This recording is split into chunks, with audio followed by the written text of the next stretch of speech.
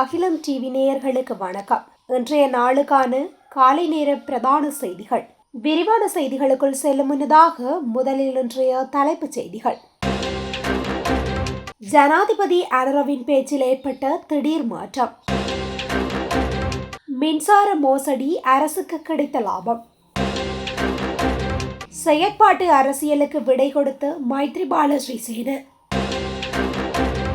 திருகோணமலை கடலில் நீந்த சென்ற 7 பேரை அடித்துச் சென்றது அலை. பரீட்சை எழுத காத்திருந்த மாணவி கோடாரி தாக்குதலில் பலி. பொதுமக்களின் பேருந்தில் சிக்கிய இராணுவ புலனாய்வு அதிகாரி வெளியாகும் தகவல்.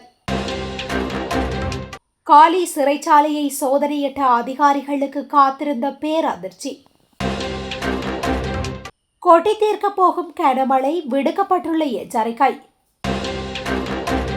236 பயணிகளுடன் அவசரமாக தரையிறக்கப்பட்ட விமானம்.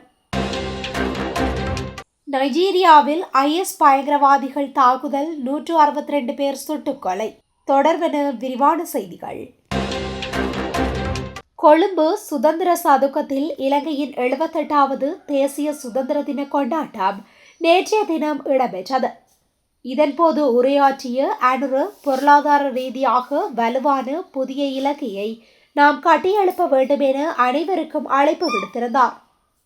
குறிப்பாக இனவாதம் மற்றும் மதவாதத்தினால் எம்வசமுள்ள பலங்களை நாம் சுயமாக அழிப்பதும் பலவீனப்படுத்துவதும் தான் நடக்கின்றது. அதனால் எமது நாட்டில் எந்தவித பிரிவினைக்கும் இனவாதத்திற்கும் இடமளிக்க மாட்டோம் என்பதை மீண்டும் மீண்டும் வலியுறுத்துகின்றோம் என்று குறிப்பிட்டுள்ளார். மேலும் கடந்த 78 ஆண்டுகளில் நல்ல விடயங்களும் நடந்தன, தீய விடயங்களும் நடந்தன என்பதை அவர் ஏற்றுக்கொண்டார். குறிப்பாக கடந்த காலங்களில் கூறப்பட்டு வந்த 75 ஆண்டுகால சாபம் என்ற கருத்தை ஜனாதிபதி நேற்று மக்கள் மத்தியில் ஆற்றிய உரையில் நிராகரித்துள்ளார். இவ்வாறு அனுர ஆற்றிய உரை தற்போது பேசுபொருளாக மாறியிருக்கின்றமையும் குறிப்பிடத்தக்கது. கடந்த ஆண்டு மோசடியாக மின்சாரத்தை பயன்படுத்தியவர்களிடமிருந்து ரூபாய் 90 மில்லியனுக்கு மேல் மீட்டதாக இலங்கை மின்சார சபை தெரிவித்துள்ளது. இலங்கை மின்சார சபையின் சிறப்பு புலனாய்வு பிரிவு நாடு முழுவதும் நடத்திய சோதனைகளின் போது 92 மில்லியனுக்கும் மேலதிகமான தொகையை மீட்டுள்ளது மற்றும் சட்ட அமலாக்க கட்டணமாக 2 மில்லியன் ரூபாய்க்கு மேல் செலவிட்டதாக சபை தெரிவித்துள்ளது. இந்த சோதனைகளின் போது மின் மீட்டர்களை மாற்றுவதன் மூலம் மின்சாரம் பயன்படுத்தியதாக 1259 வழக்குகளும், கொக்கிகளை பயன்படுத்தி அங்கீகரிக்கப்படாத மின்சாரம் பயன்படுத்தியதாக 72 வழக்குகளும் கண்டறியப்பட்டதாகவும், அந்த நபர்கள் கைது செய்யப்பட்டு சட்டம் நடைமுறைப்படுத்தப்பட்டதாகவும் மின்சார சபையின் சிறப்பு புலனாய்வு பிரிவின் மேலாளர் இந்திக பெர்னாண்டோ தெரிவித்தார். மின்சார சபையின் புலனாய்வு பிரிவுக்கு வரும் அனைத்து புகார்களும் சோதனை செய்யப்பட்டு குற்றவாளிகள் கைது செய்யப்பட்டு சட்டம் நடைமுறைப்படுத்தப்படுவதாக கூறிய இந்திக பெர்னாண்டோ, மோசடி மின்சார நுகர்வு தொடர்பான தகவல்களை 0112422259 அல்லது 1987 என்ற தொலைபேசி எண்களுக்கு தெரிவிக்கலாம் என்றும் குறிப்பிட்டார். முன்னாள் ஜனாதிபதி மைத்ரிபால சிறிசேன செயற்பாட்டு அரசியலிலிருந்து ஒதுங்கியுள்ளார். இதனை அவர் உத்தியோகபூர்வமாக அறிவித்துள்ளார். தற்போது நான் எந்தவொரு கட்சியிலும் அங்கம் வகிக்கவில்லை, அரசியல் நடவடிக்கையில் பங்கேற்கவும் இல்லை. எவரேனும் நாட்டுக்கு நன்மை செய்தால் அது தொடர்பான நிகழ்வுகளில் பங்கேற்று வருகின்றேன் என்றும் ஊடகங்களிடம் கூறியுள்ளார். மைத்ரிபால சிறிசேன சுமார் 30 ஆண்டுகளுக்கு மேலாக ஸ்ரீலங்கா சுதந்திர கட்சி ஊடாக அரசியல் பயணத்தை முன்னெடுத்தவர். இவர் 2014 நடைபெற்ற ஜனாதிபதி தேர்தலின் பொது வேட்பாளராக களமிறங்கி வெற்றி பெற்றவர். ஜனாதிபதியாக பதவி வகித்த பின்னரும் 2020ஆம் ஆண்டு நடைபெற்ற பொது தேர்தலில் போட்டியிட்டு மீண்டும் நாடாளுமன்றத்திற்கு தெரிவானவர். அரகலையவின் பின்னர் அரசியல் ரீதியில் மைத்ரி அனாதையாக்கப்பட்டுள்ளார். கடந்த பொது தேர்தலில் அவரது மகன் போட்டியிட்டிருந்தாலும் வெற்றி பெறவில்லை. திருகோணமலை நிலாவளி பொது கடற்கரையில் நீந்திக் கொண்டிருந்த 7 பேர் கடலலையில் அடித்து செல்லப்பட்டனர். திருகோணமலை அலஸ்வத்த காவல்துறை உயிர்காக்கும் பிரிவு அதிகாரிகள் மற்றும் கடற்படை கடலோர காவல்படை அதிகாரிகள் உடனடியாக செயற்பட்டு அவர்களை பாதுகாப்பாக மீட்டு அடிப்படை சிகிச்சை அளித்தனர். கேகாலையிலிருந்து 30 பேருடன் சுற்றுலாவிற்கு வந்த அவர்கள் சுற்றுலா முடித்துவிட்டு கடலில் நீந்தி மகிழ்ந்த போது அலையில் சிக்கினர். ஆபத்தான நிலையில் இருந்த 2 பேர் 1990 ஆம்புலன்ஸ் உதவியுடன் நிலாவளி மாவட்ட மருத்துவமனையில் அனுமதிக்கப்பட்டனர். பொலனறுவை மாவட்டத்தில் உள்ள தம்பால பிரதேசத்தில் பாடசாலை மாணவி ஒருவர் வீட்டிற்குள் கோடாரியால் தாக்கப்பட்ட சில நாட்களுக்கு பிறகு உயிரிழந்ததாக புலஸ்திகம போலீசார் தெரிவித்துள்ளனர். இந்த ஆண்டு உயர்தர பரீட்சை எழுத எதிர்பார்த்திருந்த தம்பல பகுதியை சேர்ந்த 17 வயதுடைய பாத்திமா நஷீமா என்ற மாணவியே இவ்வாறு உயிரிழந்துள்ளார்.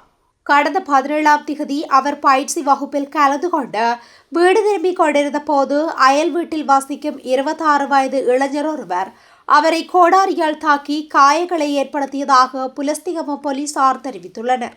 கோடாரியால் தாக்கப்பட்டு மருத்துவமனையில் சிகிச்சை பெற்று வந்த மாணவி இன்று பொலனறுவை மருத்துவமனையில் உயிரிழந்ததாக போலீசார் குறிப்பிட்டனர். நாட்டில் நேற்றைய தினம் சுதந்திர தினம் அனுஷ்டிக்கப்பட்ட நிலையில் ஈழத்தமிழர்கள் தொடர்ச்சியாக இந்த தினத்தை கரிநாளாகவே முன்னெடுத்து வருகின்றனர். பிப்ரவரி 4 என்பது தமிழ் மக்களுடைய வரலாற்றில் கரிநாளாகவே பார்க்கப்படுகின்றது. இந்நிலையில் வடக்கு கிழக்கு பகுதியில் பல மாவட்டங்கள் ஒன்றிணைந்த மாபெரும் போராட்டத்தை முன்னெடுத்திருந்தனர். குறிப்பாக கிளிநொச்சி மாவட்டத்திலே மிக பிரதானமான போராட்டமும் கிழக்கு மாகாணத்திலே மட்டக்களப்பு கல்லடி பாலத்திற்கு அருகில் மற்றொரு போராட்டமும் முன்னெடுக்கப்பட்டது. இதற்கு அண்டிய பிரதேசங்களிலிருந்து போராட்டத்திற்கு மக்கள் பேருந்துகளில் வருகை தந்த நிலையில் அம்பாறை மாவட்டத்திலிருந்து வருகை தந்த பேருந்தில் இருந்த பொதுமக்களை போலீசார் தடுத்து நிறுத்தி சோதனை செய்து பல கெடுபிடிகள் நிகழ்த்தப்பட்டதாக காணாமல் ஆக்கப்பட்டோர் சங்கத்தினுடைய முக்கியஸ்தரான செல்வராணி குறிப்பிட்டுள்ளார்.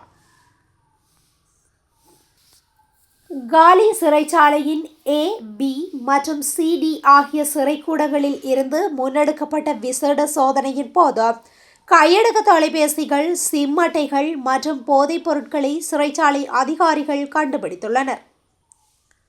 இதன்போது 19 கையடக்க தொலைபேசிகளும் 11 சிம் அட்டைகளும் கண்டுபிடிக்கப்பட்டுள்ளதாக தெரிவிக்கப்படுகின்றது. அத்துடன் 4 கிராம் 384 மில்லிகிராம் நிறையுடைய 58 சிறிய பொதிகளில் பொதியிடப்பட்ட ஹெரோயினும் கைப்பற்றப்பட்டுள்ளது. அதே நேரம் ஹெரோயின் என சந்தேகிக்கப்படும் மேலும் ஒரு பொதியும் கண்டெடுக்கப்பட்டுள்ளது. இந்நிலையில் சிறைச்சாலை தலைமையகத்தின் அறிவுறுத்தல்களுக்கு அமைய மேலதிக நடவடிக்கைகள் எடுக்கப்படவுள்ளன. அத்துடன் கைப்பற்றப்பட்ட போதைப் பொருட்களை காலி போலீஸ் நிலையத்தில் ஒப்படைப்பதற்கான நடவடிக்கைகள் மேற்கொள்ளப்பட்டுள்ளன. ஊவா மாகாணத்திலும் மட்டக்களப்பு, அம்பாறை மற்றும் ஹம்பாந்தோட்டை மாவட்டங்களிலும் சில இடங்களில் 75 மில்லிமீட்டர் அளவான ஓரளவு பலத்த மழை வீழ்ச்சி எதிர்பார்க்கப்படுகின்றது. குறித்த விடயம் வளிமண்டலவியல் திணைக்களம் இன்று வெளியிட்டுள்ள அறிக்கையில் குறிப்பிட்டுள்ளது. மேலும் தெரிவிக்கப்பட்டுள்ளதாவது, வடக்கு, வடமத்திய, கிழக்கு, ஊவா மற்றும் மத்திய மாகாணங்களிலும் ஹம்பாந்தோட்டை மாவட்டத்திலும் அவ்வப்போது மழை பெய்யும் என எதிர்பார்க்கப்படுகின்றது. நாட்டின் ஏனைய பிரதேசங்களில் பல இடங்களில் பிற்பகல் 2 மணிக்கு பின்னர் மழையோ அல்லது இடியுடன் கூடிய மழையோ பெய்யக்கூடிய சாத்தியம் காணப்படுகின்றது. சில இடங்களில் 50 மில்லிமீட்டருக்கும் அதிகமான ஓரளவு பலத்த மழை வீழ்ச்சி எதிர்பார்க்கப்படுகின்றது. மேல் சப்ரகமுவ மற்றும் மத்திய மாகாணங்களிலும் காலி, மாத்தறை மற்றும் பதுளை மாவட்டங்களிலும் சில இடங்களில் அதிகாலை வேளையில் பனிமூட்டமான நிலை காணப்படும் என எதிர்பார்க்கப்படுகின்றது. மேலும் இடியுடன் கூடிய மழை பெய்யும் போது தற்காலிகமாக பலத்த காற்று மற்றும் மின்னல் தாக்கத்தால் ஏற்படும் சேதங்களை குறைக்க போதுமான முன்னெச்சரிக்கை நடவடிக்கைகளை எடுக்குமாறு தெரிவிக்கப்பட்டுள்ளமை குறிப்பிடத்தக்கது. நேபாளத்திலிருந்து துருக்கி நோக்கி சென்ற பயணிகள் விமானம் ஒன்று தொழில்நுட்ப கோளாறு காரணமாக கொல்கத்தாவில் அவசரமாக தரையிறக்கப்பட்டது. நேபாளத்தின் காத்மண்டு நகரிலிருந்து நேற்று பிப்ரவரி 4 மதியம் சுமார் 2:49 மணியளவில் டர்கிஷ் ஏர்லைன்ஸ் நிறுவனத்திற்கு சொந்தமான விமானம் ஒன்று 236 பயணிகளுடன் துருக்கியின் ஸ்தான்புல் நகரை நோக்கி புறப்பட்டது. விமானம் புறப்பட்ட சில நிமிடங்களிலேயே தொழில்நுட்ப சிக்கல் ஏற்பட்டதாக கூறப்படுகின்றது. இதனை அடுத்து விமானத்தின் வலது பக்க என்ஜினில் தீ ஏற்பட்டிருக்கலாம் என சந்தேகித்த விமானி உடனடியாக கொல்கத்தாவின் சுபாஷ் சந்திரபோஸ் சர்வதேச விமான நிலையத்தில் அவசர தரையிறக்கத்திற்கான அனுமதியை கோரியுள்ளார். அதற்கு உடனடியாக அனுமதி வழங்கப்பட்டதை தொடர்ந்து அந்த விமானம் பாதுகாப்பாக கொல்கத்தா விமான நிலையத்தில் தரையிறக்கப்பட்டது. பின்னர் விமானத்தில் பயணித்த 236 பேரும் விமான பணியாளர்களும் பாதுகாப்பாக வெளியேற்றப்பட்டனர். இதனைத் தொடர்ந்து விமானத்தின் என்ஜின்கள் முழுமையாக ஆய்வு செய்யப்பட்டு வருவதாகவும் பயணிகள் தங்கள் பயணத்தை தொடர மாற்று விமானம் ஏற்பாடு செய்யும் பணிகள் நடைபெற்று வருவதாகவும் தெரிவிக்கப்பட்டுள்ளது. ஆனால் இந்த சம்பவம் தொடர்பாக விமான நிறுவனத்தின் அதிகாரப்பூர்வ விளக்கம் இதுவரை வெளியாகவில்லை என்பதும் குறிப்பிடத்தக்கது.